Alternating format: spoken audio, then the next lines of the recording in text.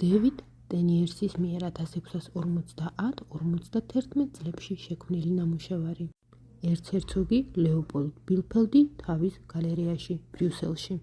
ნამუშევარში წარმოდგენილია სცენა, თუ როგორ აჩვენებს მხატვარი ტენიერსი ერცჰერცოგს რამდენიმე ნახატს, რომელიც სულ ცოტა ხნის წინ შეემატა გალერეას. უნდა აღინიშნოს, რომ ნამუშევრებში ნახატების განლაგება რეალურისგან განსხვავდება მათი ზომაც. ნახატში წარმოდგენილ ნამუშევართაგან თითქმის ყველა ამ ეტაპზე ვენის ხელოვნების ისტორიის მუზეუმშია დაცული.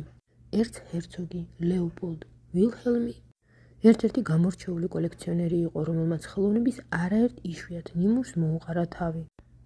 მათ შორის იყო ინგლისის მეფის ჩარლზ პირველის კოლექცია.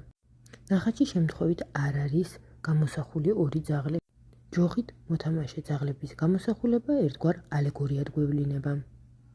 კვლევართა აზრით მხატვარმა სცენა მისი ვილჰელმისადმი ერთგულების ნიშნად ჩართო ზემოხსენებულ ნამუშევარში.